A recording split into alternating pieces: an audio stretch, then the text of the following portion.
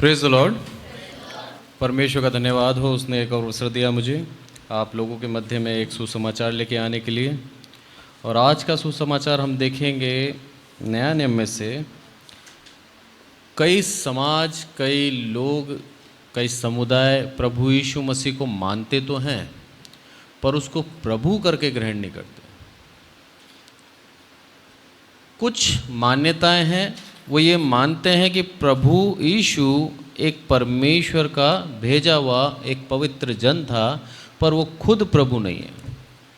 और दूसरा ये भी कहते हैं कि आपकी बाइबल कहाँ बताती है कि उसने अपने आप को प्रभु बोला हो, या फिर उसके ऊपर विश्वास करें। अज्ञानता के कारण वो ऐसा बोलते हैं।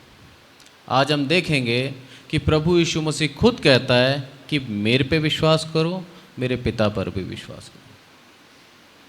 हम कह सकते हैं उसको कि हमारे प्रभु यीशु मसीह ने खुद आदेश दिया है कि तुम मुझ पे विश्वास करो।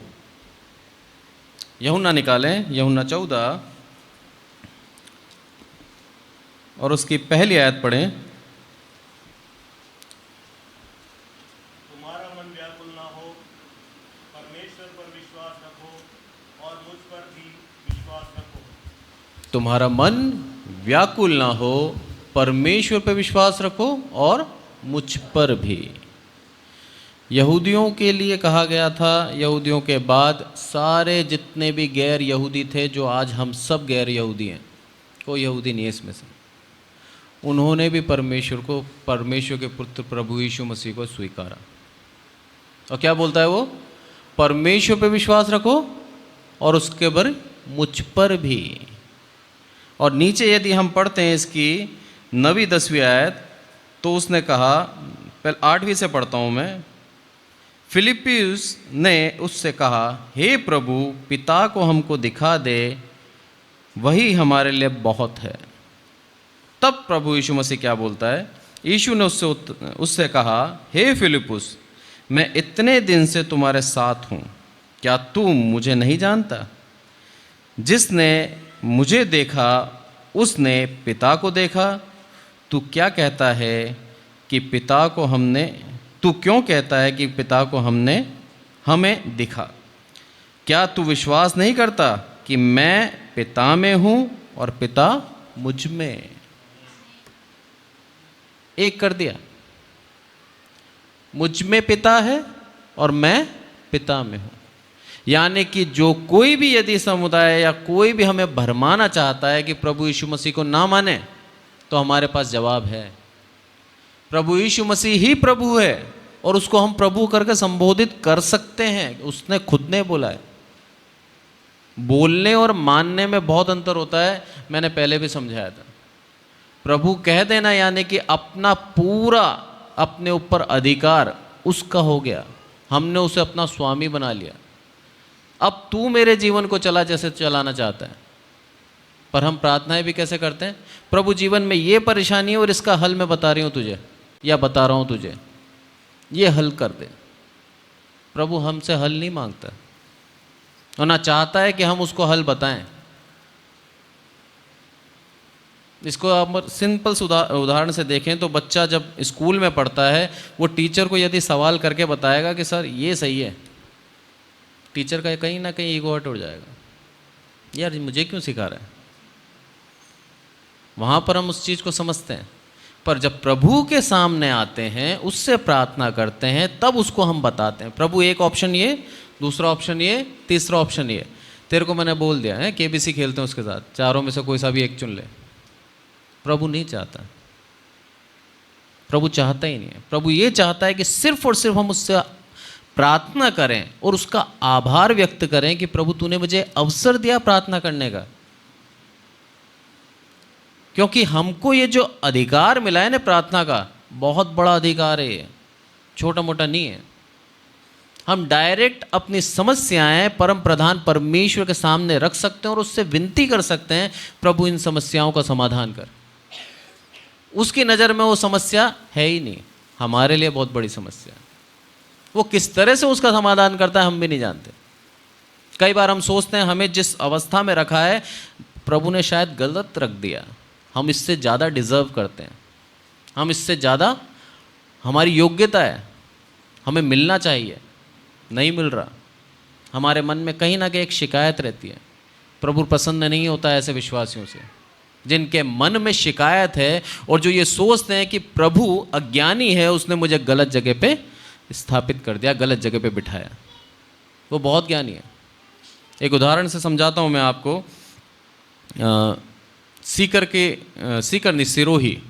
सिरोही में मैनुअल स्कूल है, और जब सिरोही अंकल को जो वहाँ चलाते हैं फिलिप सैम अंकल, उनको वहाँ भेजा गया था, तब सिरोही की ये अवस्था थी कि वहाँ पर ना उनके पास कोई स्कूल बिल्डिंग थी, ना ही उनके पास फंड था, कुछ भी नहीं था। और वो 3 दिन 4 दिन वहाँ रहे, जो पैसा था ख़त्म हो गया। उसके बाद उन्होंने एक लेटर लिखा बड़े अंकल को, और लेटर लिख के बोलते हैं कि मैं वापस आना चाहता हूँ, यहाँ पर कुछ भी नहीं है, यहाँ के लोग बिल्कुल विपरीत हैं, इन्होंने नाम ही नहीं सुना। और सच बात है, आज भी देश के ऐसे ऐसे गांव हैं जहाँ प्रभु यीशु मसीह का नाम नहीं पहुँचा है। कितना काम करना बाकी है हमें, सोचिए। भले जानते नहीं है कुछ, मैं वापस आना चाहता हूँ। तब बड़े अंकल ने एक जवाब दिया था उनको, वो जवाब मेरे दिमाग में सेट हो गया। बोला, एक देश का प्रतिनिधित्व जब दूसरे देश में भेजा जाता है तो उसे राजदूत बोलते हैं, है ना। वो पूरे उसको रिप्रेजेंट कर रहा है, और वो जगह देख के भेजा नहीं जाता। तुम्हें परमेश्वर ने वहाँ भेजा है, तुम परमेश्वर के राजदूत हो, और वो काम तुम्हें करना है जिसके लिए तुम्हें भेजा गया है। बोला, वो बात उनके दिल में ऐसी लगी, बोला सच बात है, मैं परमेश्वर का राजदूत हूँ, अब परमेश्वर मेरे को संभालेगा, परमेश्वर मेरी आवश्यकताओं को पूरा करेगा। और आज इतना बड़ा स्कूल है उनका, एकड़ों में फैला हुआ है। ये परमेश्वर की आशीष। आज वो गवाही देते हैं, बोला अगर मैं सिरोही छोड़ के आ जाता वापस, तो आज जो आशीष मिली है मुझे नहीं मिलती। परमेश्वर चाहता है हम उसके ऊपर विश्वास बनाए रखें, और उस विश्वास को हम ना तोड़ें। आज हम देखेंगे परमेश्वर के समय में हम होते तो ज़्यादा आशीषित है, या प्रभु यीशु में के समय में आज हैं तो हम ज़्यादा आशीषित हैं। कई बार सोचते हैं हम लोग कि काश पहले होते, यहूदियों के समय में। बहुत कठिन समय था वो। परमेश्वर का जो नाराज़गी है ना, वो उसकी प्रजा पे तुरंत दिखाता था, छोड़ता नहीं था। हम उस चीज़ को यहोशू में देखेंगे। यहोशू और उसके 7 के 25 में जो लिखा है,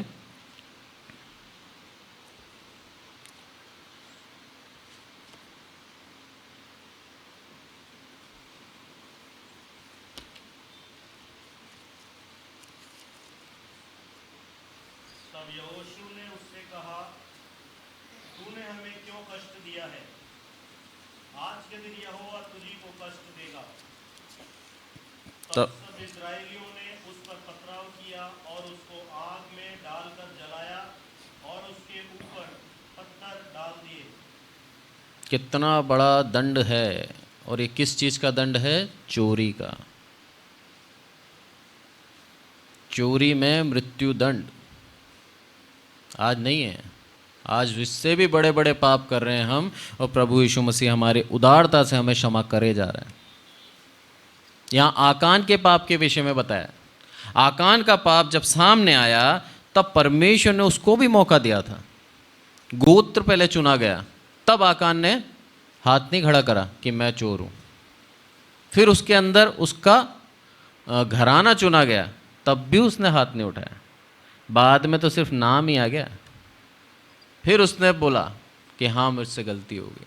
अब तो पकड़ लिया तेरे को, बोला घर जा और उसके खोद के निकाल के ला। और चोरी क्या करी थी?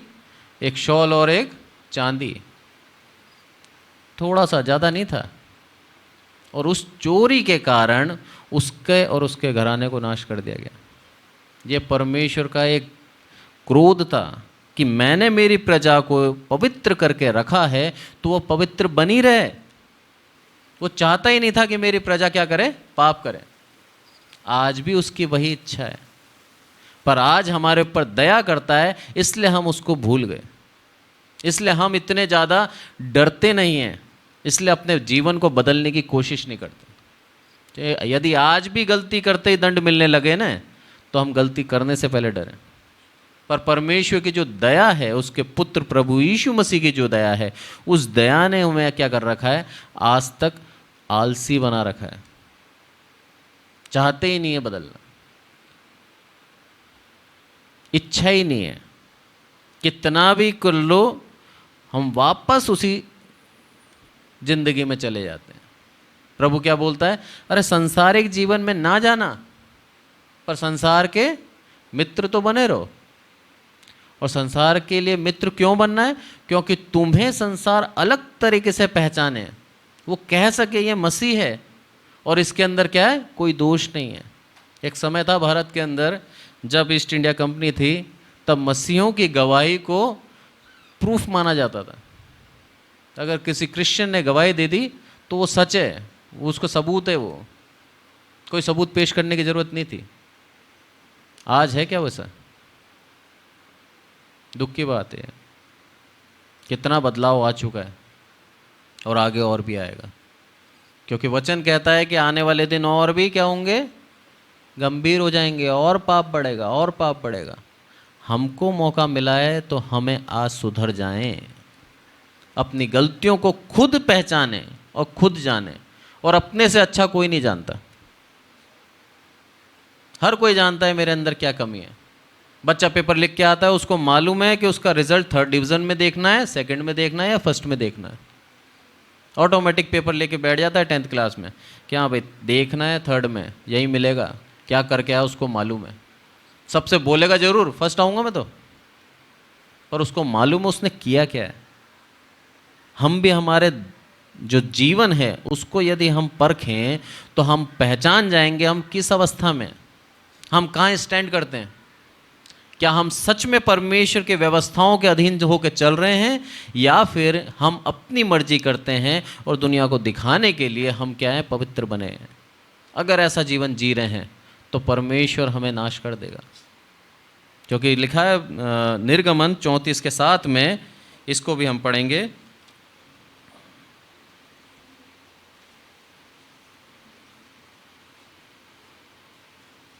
हजारों पीढ़ियों तक निरंतर करुणा करने वाला, अधर्म और अपराध और पाप का क्षमा करने वाला है, परंतु दोषी को वह किसी प्रकार निर्दोष ना ठहराएगा।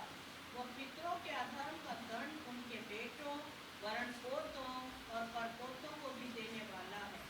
कितना ज़्यादा कठोर वचन है। हजारों पीढ़ियों तक निरंतर करुणा करने वाला। प्रभु यीशु मसीह ऐसा नहीं है कि बाद में आया, प्रभु यीशु मसीह संसार की सृष्टि से ही था साथ में। बोलता है हजारों पीढ़ियों तक करुणा और उसकी दया बनी हुई है, ये मान लो तुम। और अब कर रहा है, 2022 साल हो चुके हैं, 2000 साल से तो करुणा कर ही रहा है वो। ये तो प्रभु यीशु मसीह व्यक्तिगत रूप में जब वो संसार में आया उसके बाद की करुणा है, उससे पहले कितनी करी वो अलग है।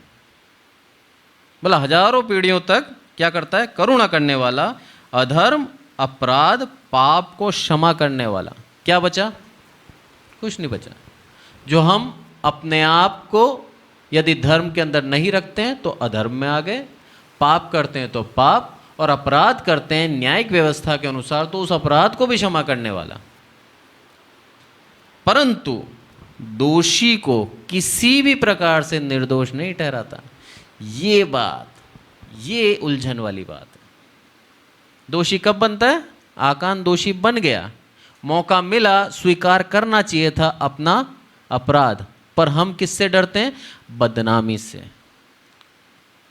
हमारी बेइज्जती से, कि अगर मैंने अंगीकार किया तो दुनिया मेरे लिए क्या बोलेगी। तो प्रभु ने क्या उपाय करा है? अरे मुझसे अकेले में प्रार्थना करके माफ़ी मांग ले, किसी को बताने की ज़रूरत नहीं है और बताना भी नहीं चाहिए। अकेले में अपने अपराधों को क्षमा की प्रार्थना करें तो तुम क्या हो जाओगे? निर्दोष हो जाओगे। क्योंकि प्रभु का वचन कहता है कि तुमने क्या करा, उसने पापों को लेके अपने पीठ के पीछे डाल दिया और कोई नहीं देख पाता पीठ के पीछे क्या है, और गहरे समुद्र में डाल दिया, चाहता ही नहीं है कोई निकाल के आए। आज भी हमने देख लिया, समुद्र 5 किलोमीटर नीचे गहरा भी पहुंच जाते हैं हम, 7 भी पहुंच जाते हैं, पर तह कई तो मिल जाती है और कई नहीं मिल रही। आज भी नहीं मालूम कितना और गहरा है वो। इतने गहरे में डाल देता है, कोई निकाल के नहीं ला सके, कोई उस पाप को उजागर ना कर सके। आपके अधर्मों को वो ढांप देता है। भजन संहिता कहता है दाऊद राजा, क्या ही धन्य है वह पुरुष जिसके पाप ढांपे गए हैं। अरे हर एक पुरुष के मन में पाप चलता है और क्रिया भी करता है। ऐसा कोई मनुष्य नहीं है जीवन के अंदर जिसने पाप ना किया हो, सब ने किया है। पर वो धन्य व्यक्ति है जिसके पाप को क्षमा कर दिया गया और ढांप दिया गया। परमेश्वर की करुणा है ये, और हजारों सालों तक होती आ रही है और आगे भी होएगी जब तक वो दोबारा नहीं आता। पर कहता है वो निर्दोष को नहीं छोड़ूंगा, दोषी को नहीं छोड़ूंगा। और दोषी को ना केवल उसको बल्कि उसके बेटों को, पोतों को और परपोतों को भी। कितना बड़ा एक दुख की बात है। सिर्फ हमारा पाप का अंगीकार ना करना हमारे परपोतों तक श्राप का कारण है। तो कितनी ज़्यादा हमारी जिम्मेदारी बन जाती है कि हमें अपने पाप का अंगीकार करना है। नहीं तो ना केवल हम नाश होंगे बल्कि हमारे साथ हमारे परपोते तक, चौथी पीढ़ी तक नाश होएगी। इतना ज़्यादा क्रोध भी है परमेश्वर को। क्यों? अरे तेरे को उपाय दे दिया, उस उपाय को कर, पर उपाय नहीं करना। हमें क्या करना है? अपने आप को धर्मी बना के रखना है। अगर हम पाप का अंगीकार कर लेंगे तो हम प्रभु के सामने मुंह कैसे दिखाएंगे? कैसे बोल सकते हैं कि प्रभु हाँ मैं धर्मी हूं? पर यशायाह क्या बोलता है? मनुष्य की धार्मिकता एक मैले चीथड़े के समान है ही नहीं धर्मी, कोई नहीं कह सकता। फिर हम किसको दिखाते हैं, किसको बताते हैं? परमेश्वर सब जानता है, सिर्फ और सिर्फ उसके सामने घुटने टेक कर माफ़ी मांगने के अलावा और कुछ भी नहीं है।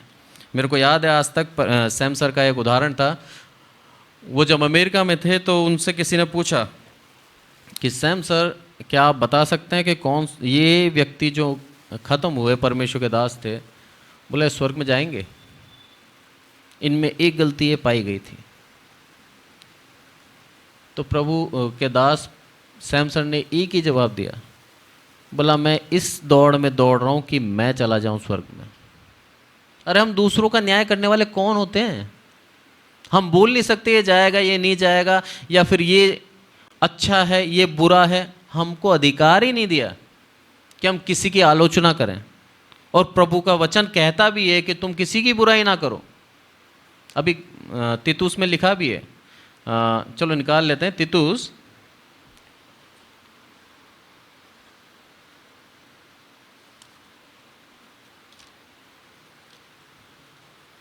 3:2।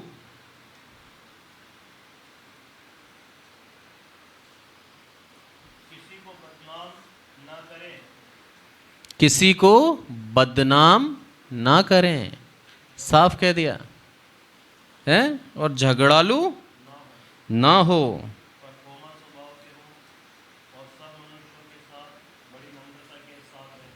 कोमल स्वभाव के हों और सभी मनुष्य के साथ नम्र स्वभाव से रहें। सबसे रह पाते हैं क्या हम? नहीं रह पाते। कहीं ना कहीं हमारा ईगो, कहीं ना कहीं हमारे अभिमान या फिर हमारी प्रेस्टीज हमें रोक देती है। इसके सामने नहीं झुक सकते। पर परमेश्वर के पुत्र प्रभु यीशु मसीह ने क्या करा? जब वो जा रहा था, जब उसका आखिरी दिन था, तब उसने अंगोछा कमर पे बांध के सारे सेवकों को क्या करा? पैर धोए। क्यों धोए? अरे उसने बताया मैं गुरु होके चेलों के पैर धो सकता हूँ, तो तुम तो सब एक समान हो। अरे मैं परमेश्वर होके क्या कर सकता हूँ? तुम्हारे पैरों को धो सकता हूँ। तो तुम तो सारे मनुष्य हो, तुम तो एक दूसरे की सेवा कर सकते हो, तुम तो एक दूसरे के अधीन रह सकते हो। और वचन कहता भी है कि अपने स्वामी के अधीन रहे। फिर हम क्यों उससे बढ़ के बने? पर यहाँ पर वो कहता है कि किसी को बदनाम ना करें। पर सबसे ज़्यादा इंटरेस्टिंग सब्जेक्ट ही यही है आज के ज़माने में। मैं जब मेरे पुराने जीवन को देखता हूँ तो मैं अपने आप को कहता हूँ कि मैं नंबर 1 था झगड़ा कराने में, किसी के चुगली खाने में, क्लास के अंदर बता रहा हूँ मैं, स्कूल टाइम में मज़ा आता था, इंटरेस्ट आता था। उस समय इतना ज्ञान नहीं था, पर आज समझ में आता है कि वो कितना गलत किया। बदनामी कर देते हैं सिर्फ अपने आनंद के लिए और ये दिखाने के लिए कि मेरे से ज़्यादा पापी भी कोई है। अरे मैं तो थोड़ा सा ही हूँ, मैंने तो यही करा है। आज भी हमारे बच्चे जो है स्कूल के अंदर वो यही आते हैं, सर मैंने तो बस पेंसिल ही चुभाई थी, इसने तो क्या करा, ब्लेड मार दिया। मतलब मेरे से ज़्यादा गुनाहगार ये है। हम ऐसे ही प्रार्थना भी करते हैं परमेश्वर से, प्रभु मेरे अपराध तो थोड़े से हैं, तूने उसको देखा कितना पापी है, कैसा है वो। अरे उसने सबको देखा है। वो चाहता है कि हम सिर्फ अपने आप को देखें, क्योंकि वचन कहता है कि तू क्यों दूसरे की आंख का तिनका निकालता है जबकि तुझे तेरी आंख का लट्ठा नहीं दिख रहा। मतलब उसने बता दिया हर एक व्यक्ति यदि खुद अपने आप को देखे तो उसमें ज़्यादा गलतियां हैं, पर हम उस चीज़ को परखते नहीं हैं। किसी को अपना चेहरा याद रहता है क्या? सपना भी आएगा तो दूसरे के चेहरे दिखते हैं एकदम क्लियर, खुद का नहीं देख पाते। परमेश्वर जानता है हमारे अंदर क्या कमी है। आज के मैसेज में यही है कि परमेश्वर ने हमें यह अगुवाई करी है कि हम अपने जीवन को परखें एक और बार। कई बार क्या होता है, हम इतने अभ्यस्त हो जाते हैं कि कामों के अंदर कि हमारा विवेक उस काम को करने से बोध भी नहीं कराता कि तू गलत कर रहा है। अभ्यस्त हो गए। बच्चा पहली बार झूठ बोलता है, कांपता रहता है दिन भर कि मेरा पिता पकड़ ना ले, मेरी माँ ढूंढ ना ले मेरे इस झूठ को। पर जब 10 साल हो जाते हैं ना, 1% मुंह पे शिकन नहीं आती। अभ्यस्त हो गया वो, रोज का काम है उसका। परमेश्वर आज हमें सिखा रहा है क्या करना है, दूसरों को क्या करना है, बदनाम नहीं करना और झगड़ा नहीं करना है। क्या बनना है, एकदम नम्र स्वभाव से रहना है सबके साथ। इसमें आपके दोस्त भी हैं, आपके दुश्मन भी हैं, आपको चाहने वाले भी हैं और आपसे बैर रखने वाले भी हैं, सारे आ गए। क्योंकि सब मतलब सबके साथ ऐसा रखना है। और तीसरी आयत कहती है, क्योंकि हम भी पहले निर्बुद्धि, ज्ञान न मानने वाले, भ्रम में पड़े हुए और विभिन्न प्रकार की अभिलाषाओं और सुखविलासत के दासत्व में थे। अरे अपने आप को देखो, हम भी पहले ऐसे ही थे। जब ऐसे थे तो हम अब दूसरों पे दोष क्यों लगाते हैं?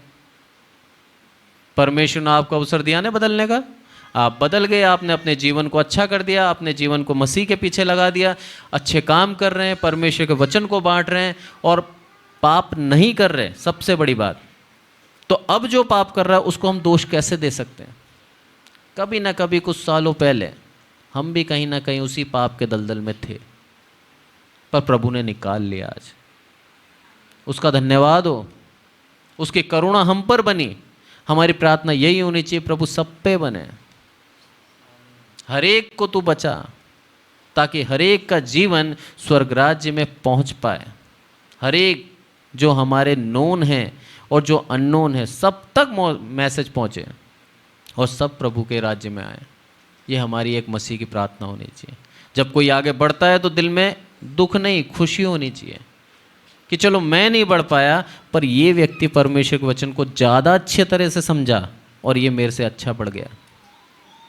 आगे बोलता है वो, बैर भाव ढा करने में जीवन व्यतीत करते थे और घृणित और एक दूसरे से बैर रखते थे। प्रभु को कितना ज़्यादा दुख होता है एक दूसरे से बैर रखने वालों से। बोलता है तुम मत रखना, मेरे समान बनो। प्रभु यीशु मसीह से जो बैर रखते थे, जो उसके खिलाफ थे, जिसने उसको निंदित करा, जिसने उसको मारा, उनके लिए भी क्या बोलता है प्रभु, ये नहीं जानते कि ये क्या कर रहे हैं, इनको क्षमा करना। उसको मालूम था यदि मैंने क्षमा की प्रार्थना नहीं मांगी और परमेश्वर का क्रोध भड़क गया तो एक भी नहीं बचेगा, एक भी नहीं बचेगा। क्योंकि परमेश्वर का क्रोध बहुत भयंकर है, आज भी हमने देखा, नष्ट कर देता है वो। एलिया के पास जब गए थे तब क्या बोला, हे व्यंग में बोला उसके साथ, हे परमेश्वर के दास नीचे उतरा। 50 लोग लेके गया था और एक 51वां सरदार बोला, अगर मैं परमेश्वर का दास हूँ, एलिया बोलता है, तो तुम सारे भस्म हो जाए, आग से आग गिरे ऊपर से और सारे के सारे भस्म। दूसरी बार फिर गई एक टोली, फिर बोलता है अरे नीचे उतरा, पहले उनको लगा हो सकता है बिजली गिर गई होगी, फिर दोबारा ख़त्म हो गए। 2 बार 102 लोग मार गए। तीसरी बार जब पहुंचा तो घुटने पे आ गया वो, और बोलता है कि मैं तो राजा का गुलाम हूँ और प्रभु नीचे आ जा तू, प्यार से बोला, तब आया वो। ये क्रोध करने वाला परमेश्वर मेरा भस्म कर देता है, नाश कर देता है यदि उसके सामने नहीं झुके तो, यदि उसके सामने अपने अपराधों को नहीं माने तो काट डालता है, ख़त्म कर देता है, झुकने का मौका नहीं देता। आज दे रखा है, आज हम बदल जाएं, कल देगा नहीं देगा हम नहीं जानते। इसलिए परमेश्वर बार बार कहता है कि तुम भी थे, याद करो, रिमेंबर, वो जो गलतियां तुमने करी हैं वही सामने वाला कर रहा है, कुछ अलग नहीं कर रहा। तुमने भी झूठ बोले थे, ये भी झूठ बोल रहा है। तुमने भी व्यभिचार की दृष्टि से किसी को देखा, ये भी देख रहा है। तुम्हारे अंदर भी चोरी की कल्पना आई, तुमने नहीं करी, इसने कर ली। लालच इंसान को चोरी कराता है, और क्या है। तुरंत हमारे दिमाग में आता है अरे यार इन पैसों से मैं वो कर लूँगा, वो कर लूँगा, वो कर लूँगा, पर कुछ भी नहीं कर पाता। इसलिए बोलता है वो कि तुम भी पहले वैसे ही थे, पर जब हमारे उद्धारकर्ता परमेश्वर की कृपा और मनुष्य पर उसका प्रेम प्रकट हुआ तो उसने हमारा उद्धार किया। जब उसका प्रेम हमारे ऊपर प्रकट हुआ, किस तरह से प्रकट हुआ? प्रभु यीशु मसीह को भेज कर प्रकट हुआ। तब क्या हुआ? हमारा उद्धार हुआ। यदि प्रभु यीशु मसीह इस दुनिया में नहीं आता, हमारा उद्धार कोई नहीं कर सकता था। उसका आना तय था और उसके आने के समय भी तय था, जाने का समय भी तय था, उसके बीच जो रहा वो काम भी तय थे, सब कुछ था प्री प्लान। और परमेश्वर की खूबी है वो हमारा भविष्य देख सकता है, इसलिए हमें किन्हीं अवस्थाओं में रखता है, कहीं जगह पे रखता है, और वो चाहता है कि इसी जगह पे मैं इसको आशीष दूंगा। पर हम क्या होते हैं, बहुत जल्दी रिजल्ट चाहते हैं। मनुष्य की एक आदत है, 5 साल काम करा, रिजल्ट नहीं मिला, दूसरी जगह कूद जाते हैं, रिजल्ट नहीं आ रहा, बोर हो जाते हैं, तकलीफ़ में आ जाते हैं, खुशी ख़त्म हो जाती है। पर वो विश्वास की कमी है, तब ऐसा होता है। पर यदि हमें परमेश्वर पे पूर्ण विश्वास है कि हाँ मेरा परमेश्वर मेरे साथ है, कैसी भी अवस्था में क्यों ना रखा है, मेरा उद्धार करेगा। भजन संहिता में क्या बोलता है वो पहले के अध्याय के अंदर, कि अपनी ऋतु में धर्मी लोग कैसे होते हैं, नालियों के पास लगाए हुए वृक्ष के समान होते हैं, वो अपनी ऋतु में फलते हैं। पूरे जिन्होंने के घर में पेड़ है वो जानते हैं साल में एक बार फल देता है, आम का हो, जामुन का हो, पूरे महीने, पूरे 12 महीने सींचना तो पड़ता है, पर उसे परमेश्वर बोलता है सब सींचूंगा मैं, खाद भी दूंगा मैं तुझे, सब कुछ करूंगा, तेरे अंदर जब तक फल नहीं आएगा तब तक नहीं छोड़ूंगा। इतना महान परमेश्वर है हमारा। केवल लगा के भूलता नहीं है, सींचता रहता है, सींचता रहता है। जब तक फल नहीं आएगा तब तक सींचता रहूँगा। इतना ज़्यादा दयालु है, इतना ज़्यादा धीरजवंत है। अगर उसका धीरज नहीं होता तो इस दुनिया में कोई टिकता नहीं। इसलिए वो बोलता है कि तो उसने हमारा उद्धार किया, और वह यह धर्म के कामों के कारण नहीं। फिर वापस उसने करेक्ट कर दिया कि कोई लोग जो धर्म के काम कर रहे हैं, अभी जो बदल चुके हैं, जिन्होंने पाप का रास्ता ख़त्म कर दिया है और अब बदल के धर्म के काम कर रहे हैं, वो अपने कामों पर अभिमान ना करें।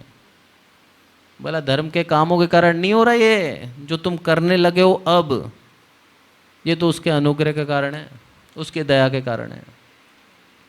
क्यों? ताकि हमारे अंदर अभिमान ना आए। अभिमान हमें क्या करता है, परमेश्वर से दूर ले जाता है। इसलिए बोलता है कि कोई धर्म के कामों के लिए नहीं जो हमने आप किए, पर अपनी दया के अनुसार नए जन्म के स्नान और पवित्र आत्मा के हमें नए बनाने के द्वारा। नए जन्म के स्नान, बपतिस्मा, और हमको पवित्र आत्मा के द्वारा नया बनाया, और उसका आत्मा उसके जाने पर ही हमारे पास स्थायी हो गया। उससे पहले पवित्र आत्मा आता था, जाता था, स्थायी नहीं था। क्योंकि हम जब पुराने नियम पढ़ते हैं तो पुराने नियम के अंदर है ऐसा कि शिमशोन के ऊपर बल से उसका आत्मा उतरता था और वो हजारों लोगों को मार देता था। दाऊद के ऊपर भी अभिषेक के बाद उसका आत्मा उतरने लगा। पर स्थायी रूप से कब रहा हमारे पास? जब प्रभु यीशु मसीह ने हमको वो दे दिया। इसलिए प्रभु यीशु मसीह का इस दुनिया में आना बहुत आवश्यक था, क्योंकि यदि वो नहीं आता तो हम आज भी वही अवस्था में रहते। हमें वो पवित्र आत्मा बोधित करके नहीं सुधार पाता, हमारे संग नहीं रह पाता, आता जाता चुने हुए लोग बसते। पर जब प्रभु यीशु मसीह आया तो पूरे संसार के लिए, हर एक मनुष्य के लिए उसने द्वार खोल दिया, भले कोई सी भी जाति का क्यों ना हो। यदि तू मेरे पे विश्वास करेगा, लिखा है प्रभु यीशु मसीह पे विश्वास करेगा तो अनंत जीवन पाएगा। बस छोटा सा है मसीहत, सिर्फ विश्वास के ऊपर आधारित है। विश्वास करते हैं तो हम उद्धार पाएंगे, विश्वास नहीं करते तो हमारा उद्धार निश्चित नहीं है। मसीह परिवार में पैदा होना आपको ये तय नहीं करता कि आप मसीह हो। धर्म में सर्टिफिकेट में लिख सकते हो बस, पर मसीह कब बनते हैं हम? जब उसके ऊपर विश्वास करते हैं, उसके मार्ग पे चलते हैं।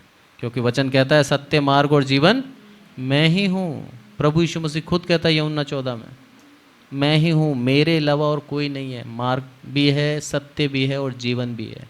अनंत काल का जीवन यदि हमें चाहिए तो उसके ऊपर विश्वास करना पड़ेगा। परमेश्वर छोटे से वचन से हम सबको आशीषित करे। Praise the Lord.